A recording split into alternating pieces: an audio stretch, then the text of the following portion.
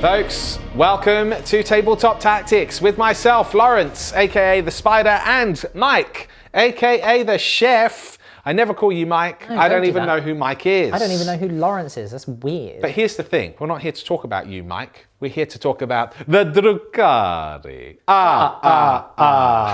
Are they broken? Well, there's a lot of chit-chat. There's a lot of chit-chat online about it at the moment. And given the recent Dallas GT, there has been some results that have come in from tournaments.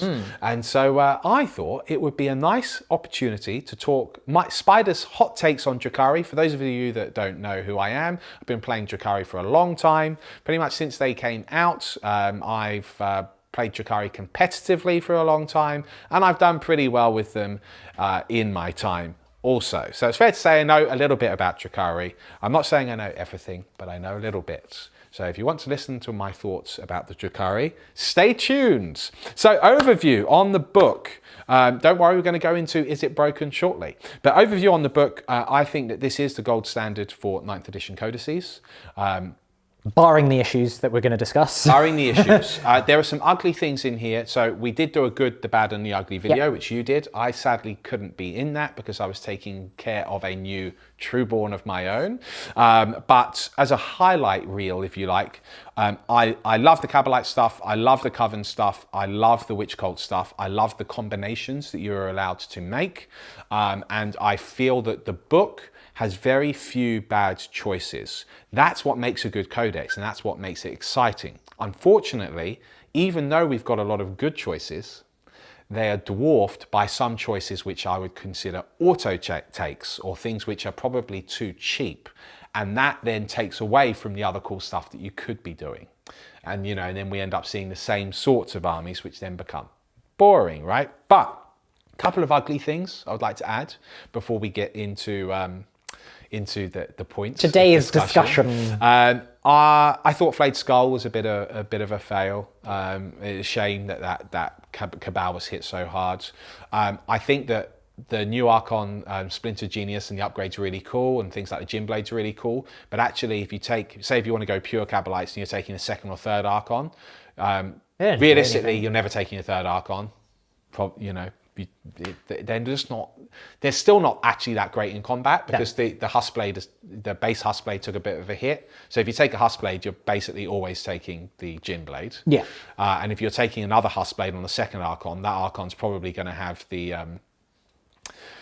Helm of Spite to deny powers, so it becomes sort of like a debuffing. If you're running from a competitive point of view and you're trying to take a Warlord trait which will help buff his strength or whatever to make him a little bit better in combat, but I find the second Archon's underwhelming, and the first Archon, even with the splintered, the upgraded Warlord trait on the upgraded Archon, you're tending to swap it for Hatred Eternal with your Gin Blade. So he's that's a bit of an ugly for me. Anyway, that's just my thoughts. Obviously, the Covens are ugly only because one is currently standing out, which we'll get to care of in a moment. But overall, an amazing book. It's the best Drukhari book that has ever been written. And if you are a Drukhari fan, you've got so many cool ways to play this. And even if you're playing casually, you can have a lot of fun with it. You don't have to murder your opponents with the most ruthless competitive list. But look, I've spoken enough about my highlights. There are some issues. There are unfortunately some issues. And look, this is coming from a Drukhari player, okay? I'm acknowledging there are issues. I don't like the issues, and I hear you on the internet. Some of your gripes are correct, but we don't want to over nerf things because there's always an overreaction to these things. Don't forget that 5 minutes ago it was Mortarion and the Death Guard running around smashing everyone in the meta. Dark Angels as well. They were going to be the boogeyman. Yeah, exactly. So there's always a bit of an element of overreaction. However, in this particular instance, there are some elements, as there were with Death Guard, There's elements in all codexes that are correct. It is a bit too good. So why don't we talk about them? Sure. That's coming up next. All right, folks, we had a very brief break. I hope you paused and got yourself a nice drink. Settle in. Here are the Spider's hot takes on what needs to be addressed or changed, hopefully sooner rather than later, but I'm not going to hold my breath on that. So, let's just talk about it. Okay, first thing is patrols. Patrols. Why do I get free CP? It makes zero Why do I gain sense. CP? Yeah, that's when you gain CP. I get not being charged for it because it becomes a really cool way to run the three shades of Drukhari, if you like. And look, that's okay. But to be rewarded for it, because the thing is it's not, I don't even need to run Cult, Coven, and Cabal, or 2 Cult and a Coven. I can just go Cabal, Cabal, Cabal. Basically, it makes running a battalion completely and utterly redundant. There's no point in doing it unless I don't want to have to run. Well, the thing is, I've rolled 2 patrols anyway. I don't even need to run a 3rd HQ if I don't want to. No, if you don't want to. It makes the real space raid redundant as well, because all you're gaining for that is you can re-roll ones to hit on like your witches and your covens with your overlord, but you're more restricted. You can't. They do all benefit from the Black Heart, Power from Pain, though, right? Only blades for hire. So it depends on what you're going to do. But then on the flip side of that, you know what? Do I need to advance and charge turn 1? Not really. No. I can wait until turn 2 for my Incubi to do that. You don't need it with Mandrakes. You're not going to be doing it with Scourges. Yeah. So the benefit of it is realistically for Incubi. Yeah. But if you're running a real space raid, you've now got to burn 2 CP to take Drahzar, because you want to take Drahzar, right? Especially if you're running Incubi. Talk about him separately. Don't jump the gun. No, I know. But my point is like there's actually downsides to running the real space raid, which is what you should be looking at and going, yes, there should be downsides to running this, but also the benefits are good, right? Yeah, I agree. It just shouldn't. And the thing is, it's one of those. It's just badly worded. Yeah. It looks like it's been worded in such a way that they forgot the wording in the core rulebook. Basically. What it shouldn't, it should just read as change the command cost to all patrols to 0. Yeah. Yeah. And remove the ability of +2 CP. Because that's what's giving you that extra CP. So for those of you that don't know, that's why there's no such thing as refunding CP for a battalion. No. So people are saying, why do you do that? Yeah. You don't. There's no rule about refunding. It's actually ability. If your warlord is in this attachment, you gain +2 CP. Right. So the patrols just need to be reverted to 0 CP. Yeah. That's it. No plus CP. Yeah. It just say like, change the command cost of patrols to 0 CP and remove their ability. Yeah. Remove their detachment ability. So that would remove their +2 CP. That's it, done. And that's still giving you 12 CP. Yeah. And huge flexibility. Yeah. It's still extremely powerful. It's also quite fluffy. It makes sense. There is an argument that you just take it away completely, and that the only way you mix is via a real space raid. Yeah, personally, I don't like that, because the real space raid forces all 3. And sometimes you might not want to take covens. No. Well, you just want Witch Cult and Coven. We can't run that at the moment. We can't run a real space raid because we don't have racks. No, that's right. Otherwise, I would, because it's really cool. It is really cool, and we're going to add them. Things like Scourges as well, which, as you said, if you built a little bit more with Blades for Hire in mind. Yeah. Scourges, I wouldn't say have taken a hit, and now a lot of you are going to disagree with me. The reason that they're perceived to take a hit is because there are other sources of anti-tank or anti-horde or whatever it is that you're looking for, which do the job so much better. Yeah. Because actually, if you look at the math on the Haywire, Haywire is fantastic. The Haywire is still fantastic. I personally don't, as an ugly point, I don't think the Haywire Blaster should have been heavy on those troops. I think it should be assault. But it does look heavy, to be fair, when they're. It's a big old gun. But I think that sort of ensures that you're probably not going to take them with that loadout over the other technology that you have in your arsenal. So it's another sort of hit to them. But look, that's a separate topic, right? So okay, that's the triple patrol. Just remove the CP. Yeah, there's no need for the bonus CP. Okay, there's just no need for it. All right. Yeah. Second point, and this is actually. For me, this is actually the core issue with every single Drukhari build currently. It bleeds into making everything else better, because it's a core mechanic in the army, or it's a core delivery system in the army and protection vessel. It's the Raider. Yeah. Okay? So the whole concept of a Drukhari army is that it's supposed to be glass hammer, and by glass hammer is that we're supposed to having a flotilla of light boats is very much fluffy and also competitive for Drukhari. They should play that way. That is the way that they've been designed, generally speaking. So you don't want to make it so that they can't do that. But at the same time, if you're going to price a raider at 85 odd points, Yeah. okay, and and it's got 10 wounds and its toughness has gone up. It used to be T5, it's now T6. It's got an inbuilt invulnerable save. Yeah. Okay. It's now got an invuln in combat as well from turn 1 with power from pain.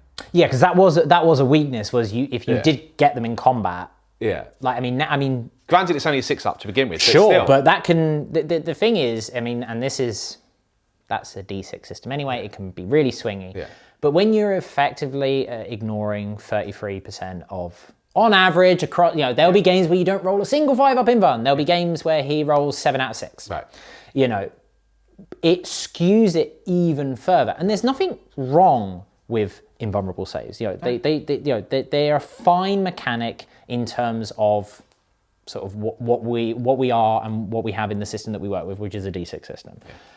The issue is I think the toughness is a big one, because that trade-off was, well, fine, I just won't shoot them with like my anti-tank weapons. I'll shoot them with my mid-range guns, and I go, I'm winning you on falls or freeze. Yeah.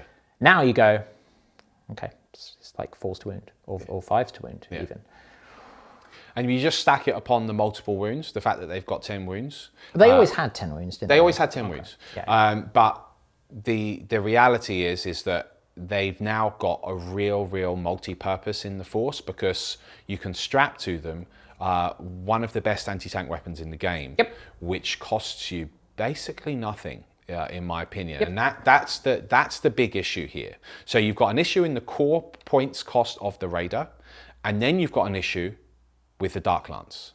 Now the Dark Lance, I mean, the older technology, you can absolutely argue is supposed to be better than the Imperial technology. So okay, all right, fine, you can go D3 plus 3 damage, fine. I would argue that that's very strong on a base anti-tank weapon, which can be spammed across the army. Yeah, 2D3 would have been better. That isn't what we initially. It wasn't that when we initially. It wasn't 2D3. It wasn't 3 plus D3. You can imagine what it was. Yeah. When we were doing our testing. Yeah. So it's that was a very powerful change that was made, right? But having said that, you can wear that if you pay the points for it, right? Yeah. Because to be fair, it is also pretty much the Drukhari's only anti-tank weapon, bar the blaster. At this point now, you've got the Haywire, which was cool, but that was always on a very specific unit on the Scourge. Plus the Scourge they are a glass cannon. They were very easy to kill, so they were often a one and done style unit. So you can kind of wear that, right? But when you're strapping the Dark Lance onto the Raider, and it's cheaper than the disintegrator cannon, and the base chassis of the Raider is so cheap, you compare it with something like an Imperial transport like the Impulsor, which is 110 base. Before guns. Before guns or any upgrades, or you're putting an invuln save, or you put the shield dome on. Now, it's not a fair comparison. It's a different role. It's a different role, but I would also say that the Impulsor is probably too expensive. Yeah. So this is like I would reduce the Impulsor by 10 points, personally. Yeah, I think I pay 100 points for that Impulsor. Yeah, sure. I think that's probably fine. I mean, we won't, again, go into the sort of the thing of Impulsors, but I think it says more that it's because the Raider's so cheap. Yeah. It becomes more evident because the Raider is cheap, right? And it's got the inbuilt and this amazing anti-tank gun inbuilt in the cost. Yeah. Now, yes, okay, the Impulsor has an extra wound and has a better base save. Yeah, but it can't transport as many people. It's not open top, and I think that's also a key thing. Can't fight in combat like a Raider can. Can't fight in combat. The open topped is a key thing because it keeps your shooting units protected. While still able to do stuff. Yeah. And that's the way that open top transports have worked since they were ever introduced. Yep. And I don't have a problem with that. Nope. But it's because transport capacity seems to be a premium in 40k. Yeah. And I kind of get it, because you're adding a massive layer of protection, generally. A delivery system onto your various units. But the trade-off to that is usually they can't do anything. Yeah. Right? When you have a transport that is the same cost, if not cheaper than its equivalent, with the inherent bonuses of allowing you to do your job still, with no interaction from the opponent, becomes a problem. Yeah. When you make it so cheap that you're able to do it, it becomes an even bigger problem. Now, you know, and I'm with you, the whole theme of the army, it should be a flotilla, right? They emerge from the webway, they ruin everyone's day, and they go back into the webway. That's what they do. Right? They put the slaves on their boats, they take go, them back to the arenas. What's up? Come with me. It's the Drukhari way. Like, you belong to me now. They're like those little trolls from Frozen. But like, they're just like, I'm going to keep you. And you go, oh, that's actually mildly terrifying. Yes, it is. So it fits the theme, and you don't want to see them go like, oh, okay, fine, we'll just make Raiders 120 points. No, that's silly. That's too extreme. Although I'm sure there's many of you which would say that. The thing is, look, the Drukhari should be good. Xenos armies can be good, just like Space Marines, right? You know, like, it doesn't always have to be Space Marines as the best army in the game, but we want to try and get the armies on an equal footing.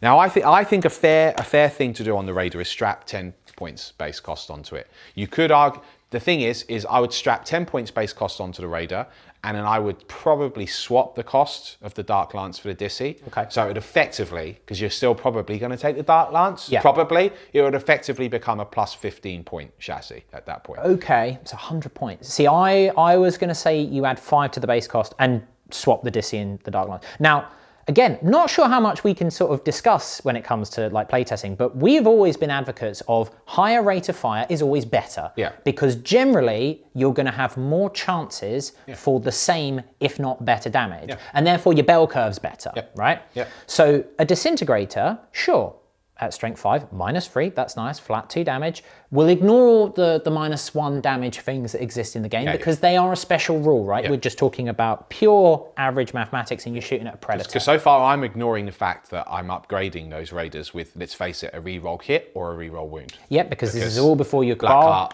or Obsidian Rose, right? So if your disintegrator will then, at that point, firing at, say, a toughness 7 free up save chassis, which is your average, will on average, because you've got 3 chances to hit, and therefore after that probably 2 chances to wound, sure, it's a less chance of wound, but you are on average going to do your 2 damage, right? Yeah. When you had the old version of the Dark Lance, which was your D6, right?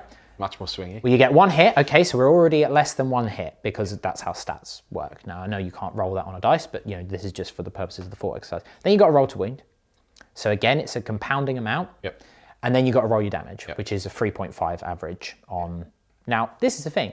3.5 damage is an average on a D6. 5 damage on 3 plus D3 is a massive uptick. It's huge. It's a massive, because it's you're literally talking nearly a 50% increase in your average damage. But even if they made it 2D3, it would be... Your average would be 4. Yeah, which would still be amazing, but it wouldn't be 5. No, because then there's always that chance where you roll. It's a 1 and a 2. Yeah. Okay, I mean, it's still 2 damage. Yeah. But we said before, I think a las cannon should be 2d3 damage. I hate D6 damage. I think it's dumb. It's dumb. D6 damage is dumb. It's like, because you're paying the points for, well, I might get a 6. Yeah, you might get a 1. Yeah, you might get a 1. And how many times oh, well, I can use a command point. But guys, you can only use the command reroll for once per. It's not. I don't think you can. I don't think it's a good mechanic. When the Dark Lance was D6 damage, it made sense for a disintegrator to be more expensive, right? Because you had a higher chance of doing more average damage, and your potential ceiling was a lot easier to hit because you've got more dice. More dice means more chances, right? That's just how it works. But now it's gone so far the other way, not because of an inherent issue with the fact that the disintegrator is now a worse weapon, because it's identical to what it was. It's that D3 plus 3 damage, and this is before you even get onto your reroll as Blackheart or your reroll as Obsidian Rose. Yeah. Now, I'm not sure what a lot of people are running like competitively. I think it is Blackheart. It's mainly Blackheart. Because reroll hit, we've had this discussion before. You see, what I like is the extra range that Obsidian Rose offers me. I also like the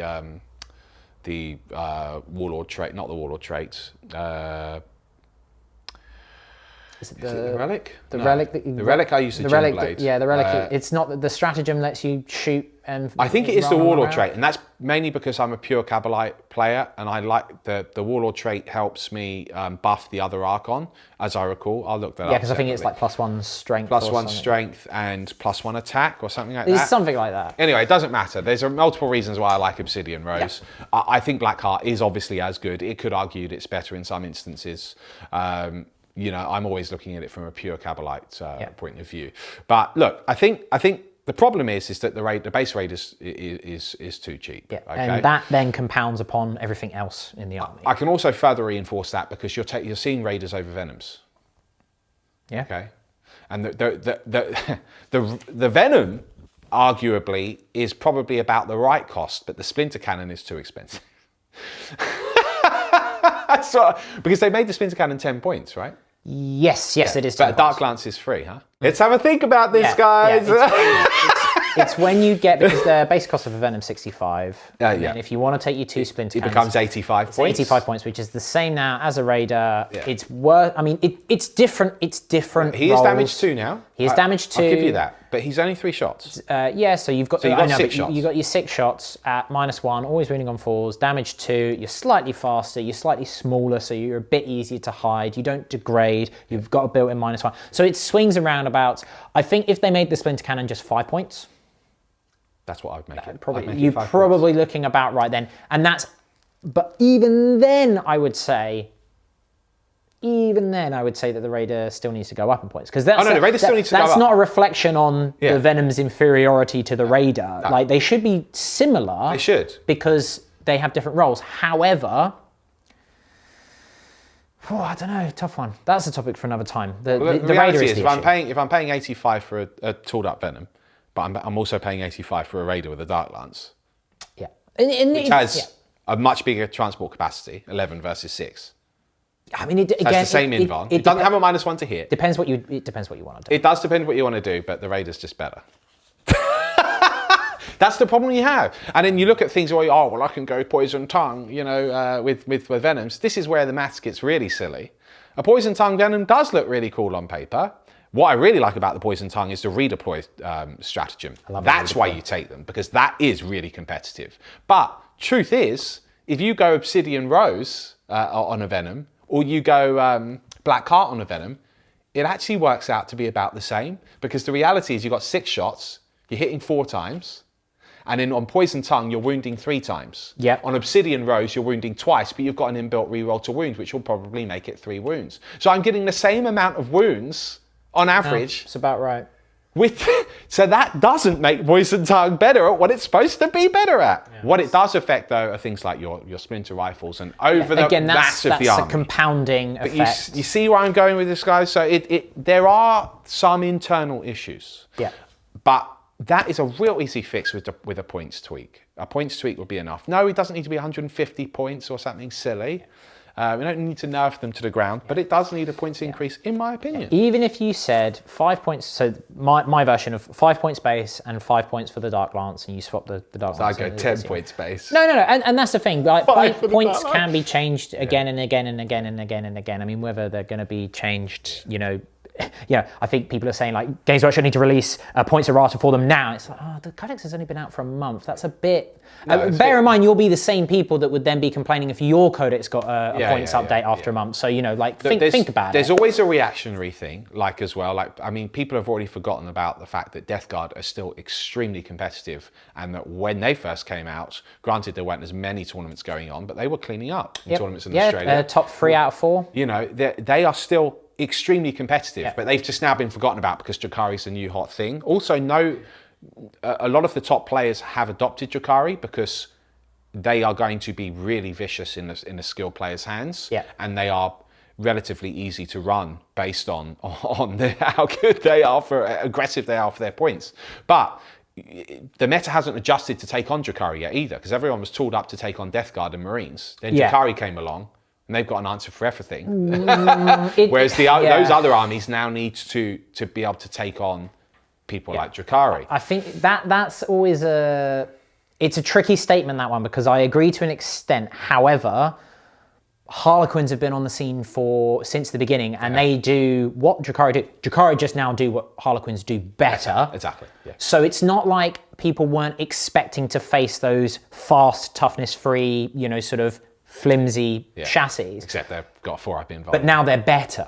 That's the kind of thing. It's like now they're just a bit better. They do what the Harlequins do, but better. And because of the points, you just get more of it. I mean, you're regularly seeing 6 Raiders in a list. Of course.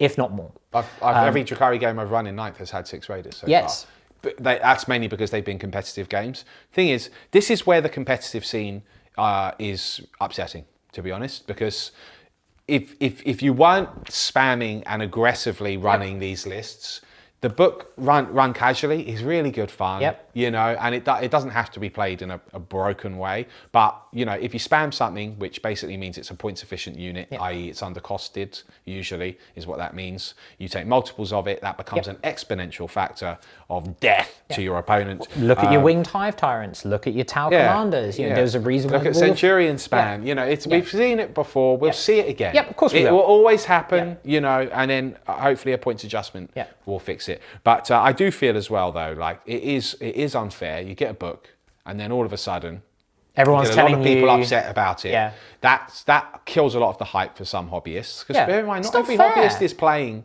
super competitive. I'm going to run 6 raiders, and you know, not everyone is doing that. What if you just like, I really like these Drukhari models. I'm really excited. You know, well, I really want to paint these models. Oh, you can't play them; they're broken. Well, okay. I mean, it was the exact same issue. The exact same issue that I brought up when the second 8th edition Marine Codex came out, and you had people like I was reading things online where people were saying like, "Oh, am I the bad guy here because I yelled at a 10-year-old kid for bringing Space Marines?" I was like, "Yes, you are. Yes, like you are clearly the bad guy here." Yeah, you know, because don't choose someone out over there. A kid wants to play with their Ultramarines. Leave them alone. Hobby, you know. But I read on the internet that they're broken. Well, there's. They can be played broken. They don't have to be. And if you want to play them broken, and your opponent's up for playing a broken game, that's great. Yeah. It's the hobby. Have fun with it. Relax. It's fine. So right, that's Raiders. You know my thoughts. I'm basically saying 10 points base and 5 points increase on a Dart Lance. You know. You can get down to minutiae on that, you know, whatever. I'm just acknowledging that I think that they're a bit undercosted for what they do. So the next point is let's talk. So we've had the Dallas GT last weekend, like the top 5 lists were all Drukhari. And they all basically featured, you know, 6 raiders for the reasons I've just said. So part of the issue that why I think the raider, if you just address that alone and you left everything else, it would be such a good step in the right direction. But the issue is because it can deliver your combat units and your firepower units to pretty much wherever you need on the table, and things like Dark Technomancer racks can live inside, because you've still got these silly. I've never personally liked this. I don't like it. I don't get it. It doesn't make sense to me that you can just put your Dark Technomancer racks in a Black Heart Raider. Yeah, I don't agree with that. I don't there's no need for that. There's no, like, one, it's a pretty glib bit of writing, and by that I mean is that it just feels like they just didn't want to type out parentheses Cabal parentheses, like, and all they need to do is add in a little rule at the beginning, you know, like under raiding parties and under the real space raid, and they say a transport can only carry blades for hire or models with the same Cabal, Cult, or Coven keyword as the transport itself. That's it. And then with that one sort of line, you've then resolved a bunch of it, because and it's not, the thing is, that's not a major issue, but it's when you go, here's my Dark Technomancer in Black Heart Raiders, which get the reroll, rather than them being Dark Technomancer, Dark Lancers, which is kind of cool. Yeah, it is. That would be kind of cool. It is kind of cool. But it's still just like, but that's the reroll's the better choice. Yeah. So the problem I have with it is and the reason I call it glib is because even when you're at the list writing stage, because look, I am a competitive player. I'm actually, truth be told, narrative is my favourite way to play, but I can play competitively. I do enjoy a tournament.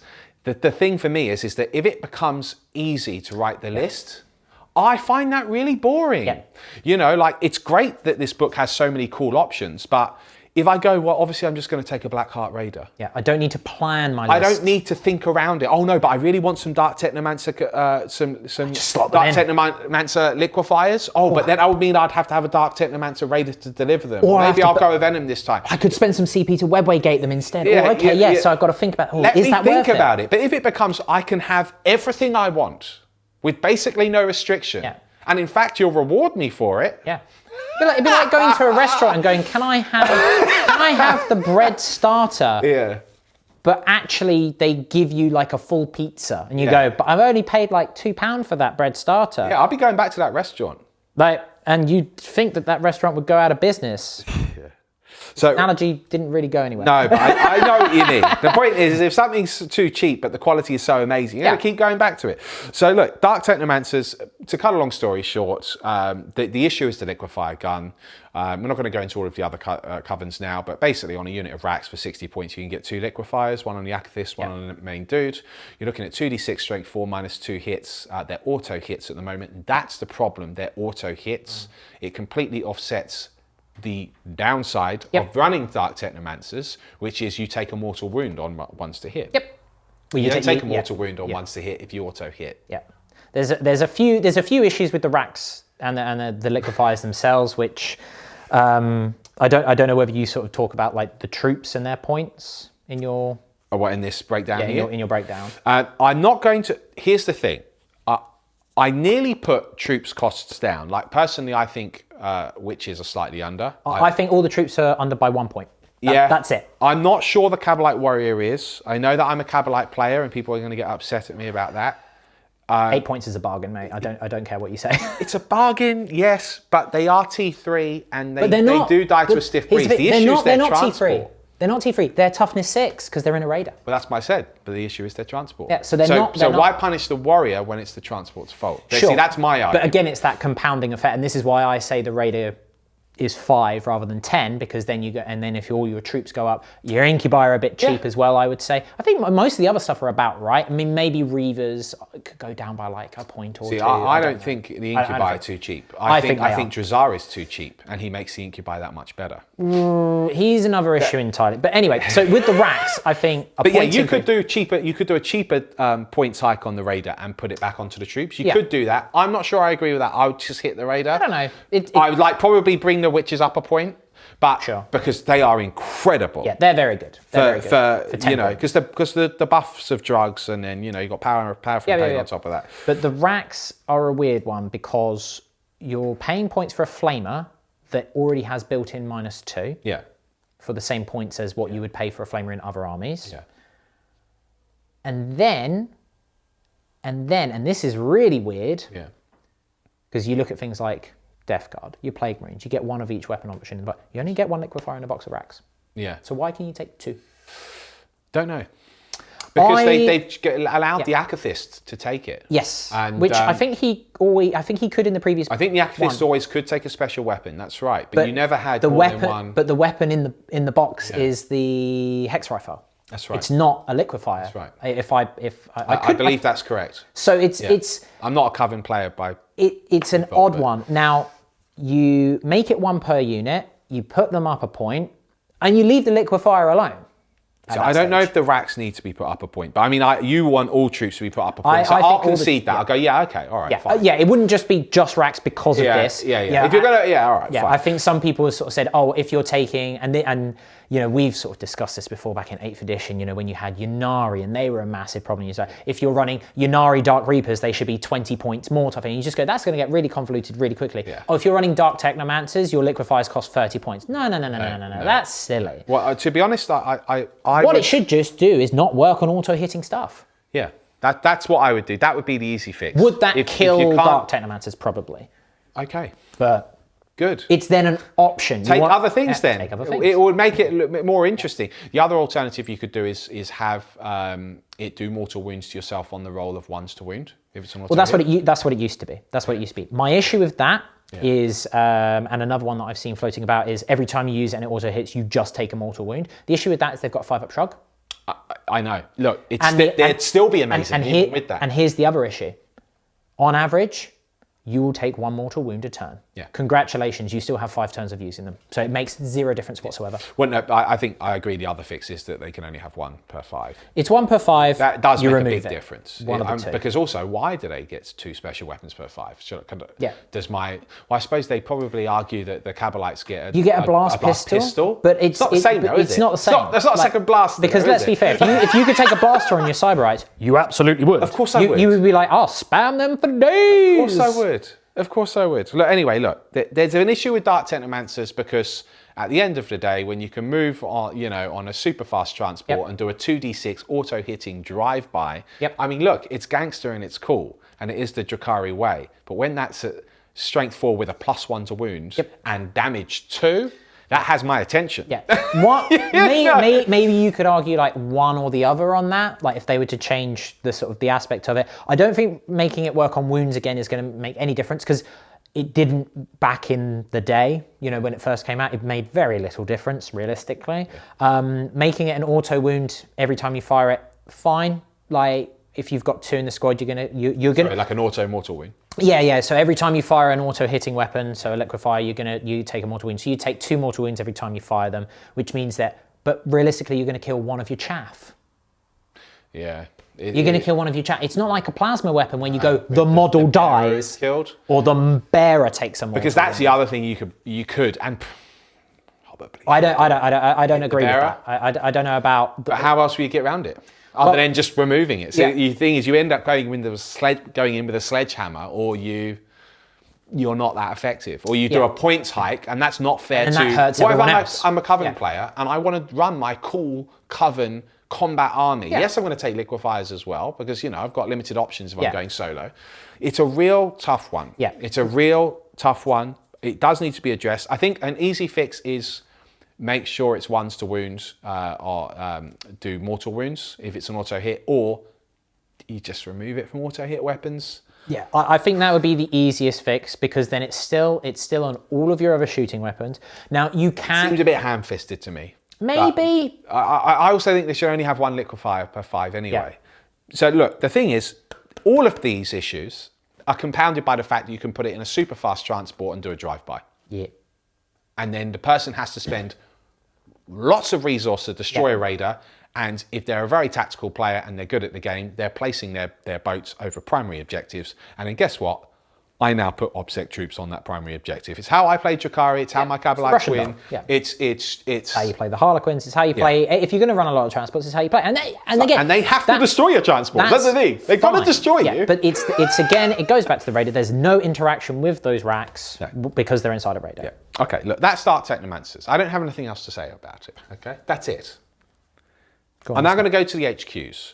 We have a Drahzar issue, we have a Succubus issue. The Succubus issue is a combination with the Book of Rust, which is...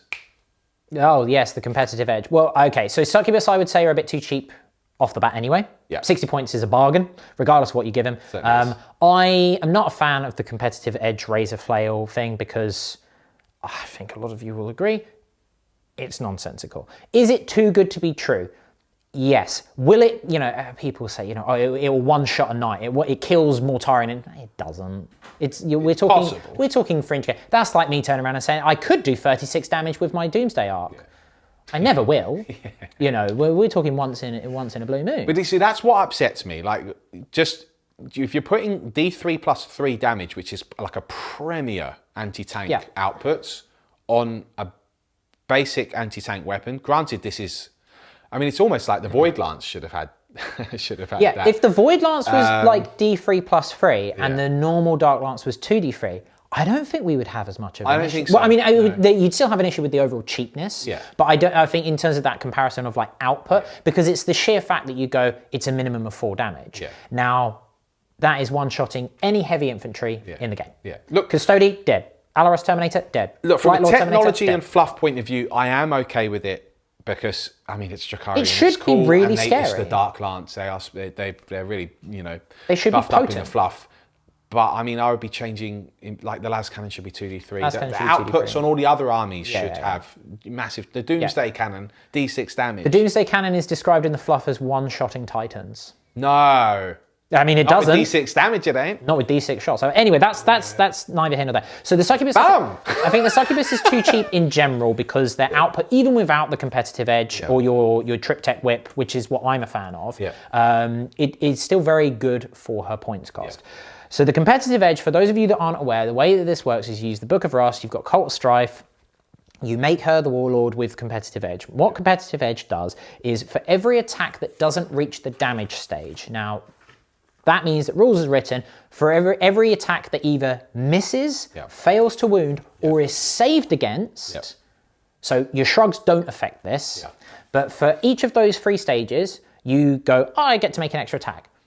I have razor flails, which means that for every attack I get to make 2 attacks.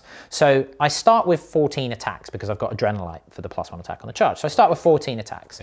Every miss becomes 2 attacks. Every failed to wound becomes 2 attacks. Every passed save by my opponent becomes 2 attacks. So what it effectively amounts to is you start with 14, you actually end up with about 40.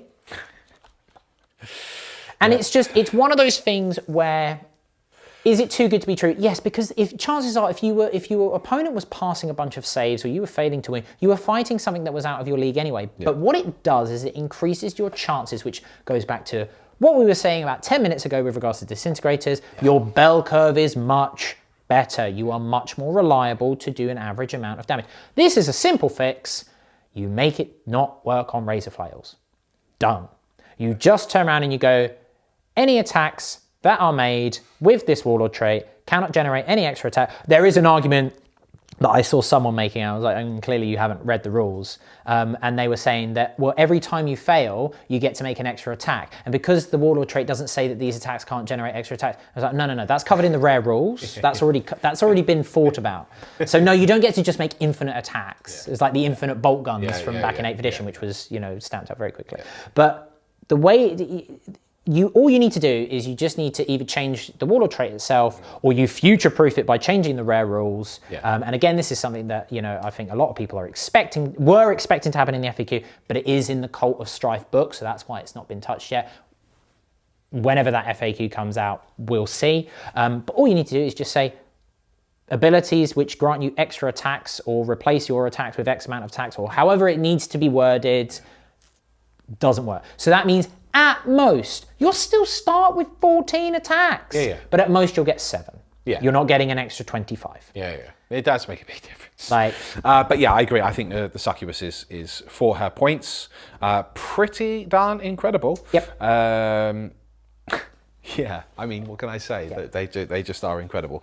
And that combination is a bit silly because it becomes an auto-include, in my opinion. Then, of course, if you're running Cult of Strife, you can fight twice, and then, of course, you can use your combat drugs. She can't fight twice. Can she not? No, it specifically says witch. Cult of Strife witches. Witches. She's not a witch. She doesn't have the witches keyword. She has a witch. Okay. But she can double her combat drug effect, though, right? Yeah, she can. So she could get an extra attack from that. I think so. I think there's little things. I think there's a reroll wound one in the Cult of Strife, which you almost don't want to do because you want to fail the wounds to get more attacks. Yeah, although you can if you want. Yeah, well, I think that's actually what people do, is they use the stratagem to reroll wounds because it doesn't say failed wounds, and then you go, oh, I got 4 successful wounds, but I want 8 extra attacks. So I mean, and that is... And witches in general are just witches are great. They need the points increase. They're so fast. They can tie up what they want. They can lock them there.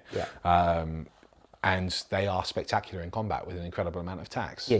And that's just Cult of Strife. I like Cult of Cursed Blade is still really good as well. The base +1 strength. Yeah, the +1 strength. that to me is the more fun choice. I understand that the Cult of Strife is the better choice because you can do the murder combo. And because they have a supplement, and that is an issue with supplements in general. When stuff has supplements and other things don't, it gets extra rules, which compounds the issues. But again, it's almost like the racks in a way. You don't want to go suddenly, okay, well, we'll make the Succubus 110 points because you could do that. I think she could probably go up to about 80. Because she'd be more expensive than an Archon then. Do you think an Archon needs to go up? The Archon arguably is always 80 because you're taking your Splinter Genius, your Master Archon. And you could argue that because of Show Stealer is really powerful to consolidate out of combat, so you just don't fight. I think the Master, all of the character upgrades could probably all go up 5 points a pop. I'd leave the homunculus one at 20. I think that's fine. That's the thing. He's already more expensive. He's 20. To come back to life on a 2+, as opposed to consolidate and choose your combats and fight twice. I mean, wow. I think 20 points. I think 15 points is fine. It's fine, but 20 would be nice. 15 is fine. 20 is nice. I think it's the base cost that needs to go up because, and this is always an issue with stuff like that because you kind of go, well, actually, if you just ran an Archon with a Husk Blade, he's not that good. No, he's not. But I mean, that's actually. But then you go. But now you put on Hatred of Tone on your Gin Blade and this extra roll, and that's just the thing with warlord traits, with relics, with things like that. You know, you look at a Troop Master, for example. You give him a Harlequin's Kiss, and he's all right. Suddenly you start giving him the Twilight Fang, and he becomes an absolute blender. Yeah. Because that's a damage 3 one. That's but that's the one that gives you extra attacks for whatever battle round it is, and he's flat damage 2 rather than D3, and he's AP 3 instead of AP 1. Or, you know, and it's just much better, right? Because you're compounding it with all these extra rules. Okay. I think the Archon may be up by 5 points. I would say the Succubus up by maybe 10. Yeah. Maybe 10. Okay. But that's just because they're inherently too cheap for what they do. Yeah. Drahzar, however. Drahzar, that's literally the next one. Well, he's 135. He's expensive. I don't have an issue with the Incubi. You know, hate me all you like. 16 points. I think they should be 17. I'm not sure about that. You've still got to deliver them. Again, their delivery system needs to be punished, not them. That's kind of the issue that I've got. I suppose they have less of an issue than the others because they have to be out to do their damage. Yeah, you know, like you have to deliver them, and you can kill them very easily, guys. Yeah. Once they're out on foot, you can. Oh yeah, and You know, they're 1 wound models. You know, this is free up save. You know, this is not a big deal to deal with. Yeah. The issue is they're raiders, okay, or they're venoms if you're running them in venoms. Although I don't think a venom is an issue currently. So look, the issue is Drahzar makes them amazingly better. Yeah. Okay, so, because +1 to wound is crazy good. +1 to wound is phenomenal, and I don't think that the +1 to wound should be removed or changed, or you know, people are saying make it reroll once. What it shouldn't affect is him. He's one of the only characters in the new version of the rules which is benefits from his own aura. It's true. Which is very silly. It should just be like again, it's that weird one of going like, but then if he doesn't have the Incubi keyword, he won't be affected by certain things which affect Incubi. Fine. Yeah. And I'll tell you the reason why that is fine, because as far as I'm aware, there's no stratagems that affect Incubi. So what has he got to be affected by? Other auras. Yeah. He's affected by Overlords. Yeah. He's affected by Archons. Yeah. He's affected by Writ of the Living Muse. Yeah. He's affected by his own aura. Yeah. Just remove the Incubi keyword from him. Yeah. I mean, look, to be honest, like, if we were talking auras, I would love all of the characters to actually be affected by their own aura. So I wouldn't want to take it away from Drahzar, but I'd want like captains, Space Marine captains should be able to reroll ones as well. But you know, you're not going to do that now because it's just game changing and it's all been done now. But that's just personally how I would do it. Having said that, Drahzar is pretty much, you know, he's an auto take. He's a Phoenix Lord. He should be. He should probably be priced like, you know, like a chapter master dude. This guy's a special character. I mean, but he's 135 now. I would. But he is. Even at 160, I would probably take him. Yeah. That's where it gets real scary. I think another thing that other people have pointed out, and I hadn't twigged to this until I'd sort of noticed it. I was like, oh yeah, that makes sense. And this is a very, very niche scenario, but according to sort of, you know, and like, you know, people that have done breakdown on the list and sort of, you know, and a few people have messaged me and said like, oh, this is, you know, why it works. I was like, okay. Because of While We Stand, We Fight. Yeah. You can take the Courts of the Archon at 136 points. Yeah. And he's 135. At that point, you don't care about throwing him away. It's like the reason why, like, While We Stand, We Fight on things like Mortarion, you don't care about because you go, but he's Mortarion. He's a beefy boy, right? But when you've got it on things like, While We Stand, We Fight on a Cold Star Commander, but you need them up there to do the damage, but now they're in the danger zone. When they're not in that danger zone, you don't care about throwing away these assets. Yeah. Not that you want to throw Drahzar away. No. But you can sort of send him into the thick of fighting and go, if he dies, he dies. Yeah. But he'll take his pound of flesh. An incredible asset, for his points. I'm not saying he should be 160. Maybe that is slightly too expensive, although I still argue I would take him at 160, but certainly 150. I think removing his aura from himself would go a massive, massive way. I think it would. I think the While that is another alternative. I think the While We Stand, We Fight thing is kind of that's a very, very like competitive list building type thing. You know, that's, you know, back when Mark. One of our friends, Mark. He was using. This was before the While We Stand, We Fight change. Yeah. because it was models, so you'd have 3 autarchs with wings and just and just send them up into the sky every turn. They come down, they go back up. So you just never score those points against him. So it's things like that that will change, and that's a very, very sort of in that sort of list building stage. I don't think that should be accounted for too much when it comes to but if we make this guy 160 points, then you can't get while we stand, we fight. So that resolves that issue. That to me isn't the issue. It's the fact that he's so effective for his points. Well, that's the thing. He's just because too of efficient. that aura. Because of that aura. I The think aura definitely ramps up his efficiency. It's the Archon's aura as well. Yeah, it's like you said this before. People say like, why don't you make him your warlord so you get hatred a turn? When I'm re-rolling 1s to hit and I'm hitting on 2s and I've got a +1 to wound, I don't need it. Don't need it. I don't need it. Like now you remove the Incubi keyword, and let's be fair. Would an Archon really tell? Like they've hired him. That's why they've hired the Incubi. That's why the Incubi listen to the Archon. Yeah. Would if you were an Archon? I mean, I know you would because you'd punch Drahzar out. I know. I would. I would. But an Archon probably would not. Like any Archon in Kamara would probably go, I mean, I could probably tell these Incubi what to do because, you know, I'm their boss. And then Drahzar rocks up and he's just like... Yeah. Drahzar probably not. He wouldn't listen to Drahzar I see more as like an assassin. He rocks up to a battle and then just goes... Rather than a personal bodyguard. Drahzar, like you hire Drahzar because you want... Go get the head of that warlord. Something needs to die. Present me the head of this Archon. Yeah, but he'll be like this cabal rising. Yeah, but he'll be like, but I'll do it. Yeah. But I'll do it probably because I like the fight. That's just how Drahzar rocks. So it's if you remove the Incubi keyword, you would then remove the reroll 1s to hit. You would remove the +1 to wound aura. I think then at that stage, 135 points. Is he still a bit too cheap and cost effective at that stage? Maybe. No, I think if removing your aura is pretty massive. But removing the ability to affect him with like reroll 1s. I mean, at that point, then I'll probably make him 140.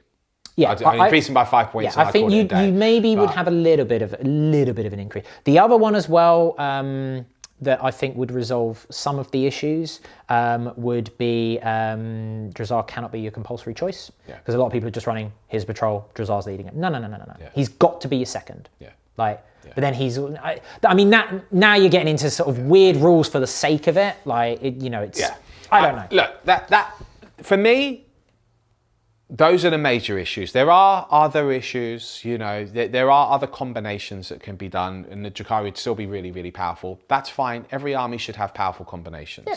Don't just go, you gotta have it. But for me, the core thing is the Raider. So I've spoken about the Raider. I'm going to harp on about it anymore.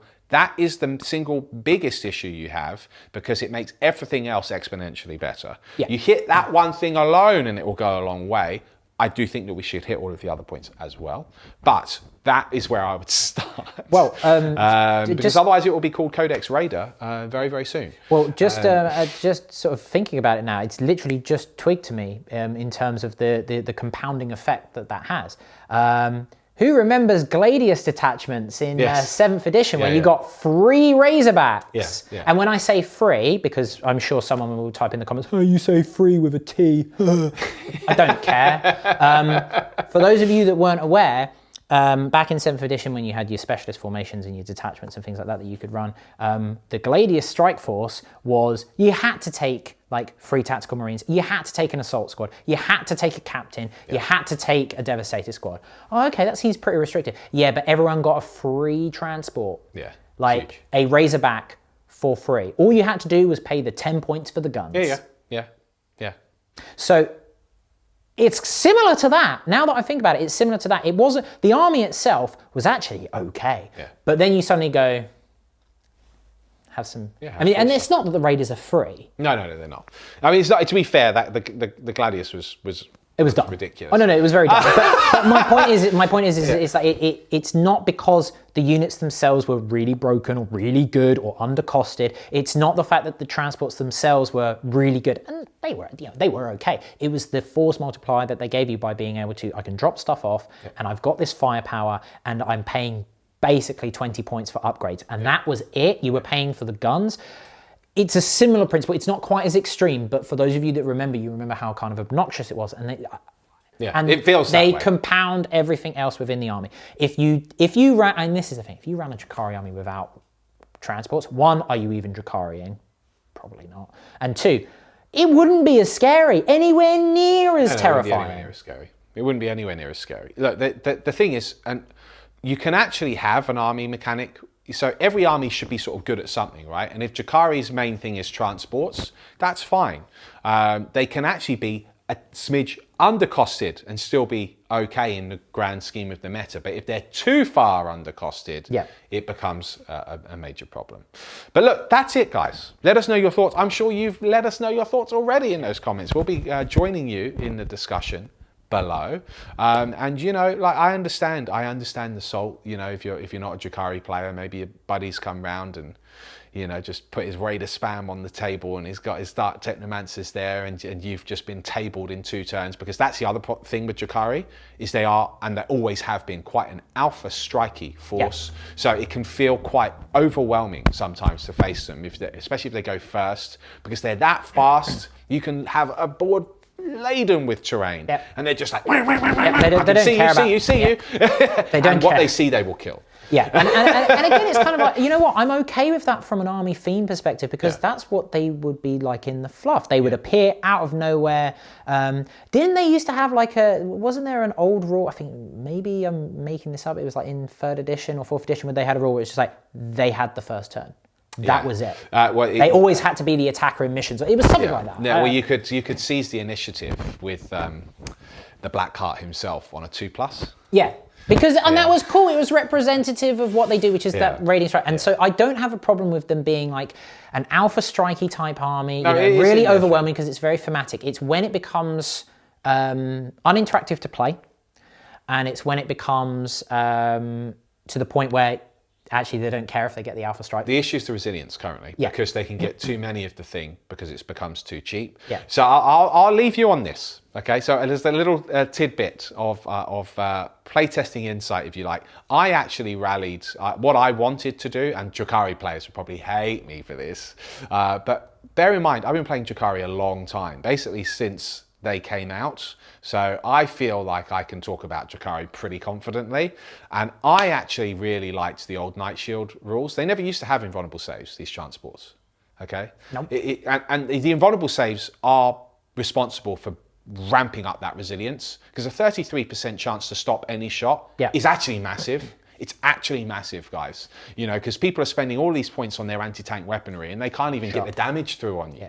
So I liked the old reduce your range, and then you had to be really tactical. So Night Shield used to reduce the range of enemy firepower by 6 inches. Now, granted, anti-tank weapons the majority would still be in range anyway, and it was a different game back then. Maybe you could expand it to 8 inches or something, or whatever. But the point is, it became much more interesting and dynamic strategy to have to work around, rather than I get a 5+ invulnerable save. Yeah. I mean, bear in mind as well that this was during a time when 3 bolt guns could, in theory, kill your raider. Yeah.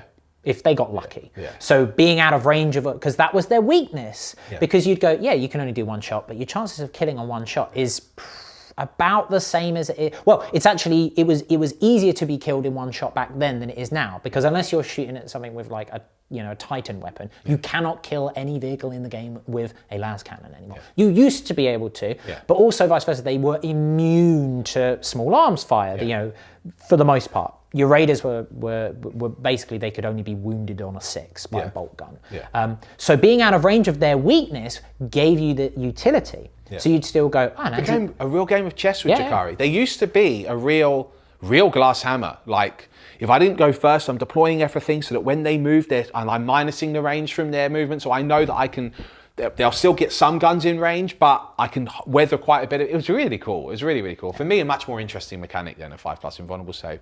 But look, that's it. That's it. We're done. Okay, it's been a long one. There's nothing else to say on Drukhari. I mean, there is. There is, but you know, for the time being, we can discuss it in the comments below. But those are the initial things that I would like to see addressed at some point in the future. And if we addressed everything as I suggested the Drukhari would still be top tier. Oh, they'd still be a fantastic army, but it would take the edge off. You would essentially have one less. You wouldn't have as much output in terms of like the offensive stuff, in terms of those changes that we mentioned with things like the Razor Succubus, with the Liquefier racks, with Drahzar. You also would then have an entire less unit because you would have one less boat. It's true. Which means at that point you go, okay, well, I have to put 2 units in one boat, which is fine. It's still a similar amount of firepower, but then that boat dies, all of a sudden you've got 2 units that are weak rather than 1 unit that's weak. Yeah.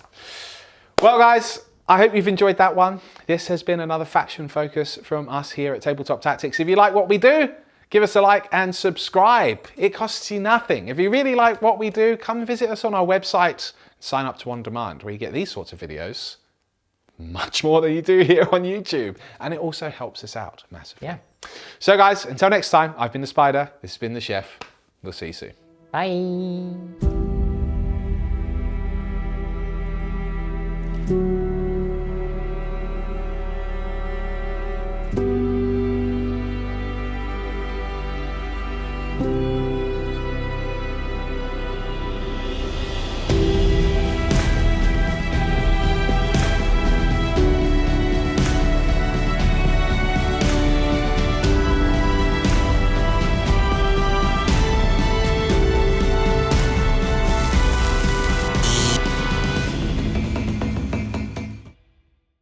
But Dark Lance is free, huh?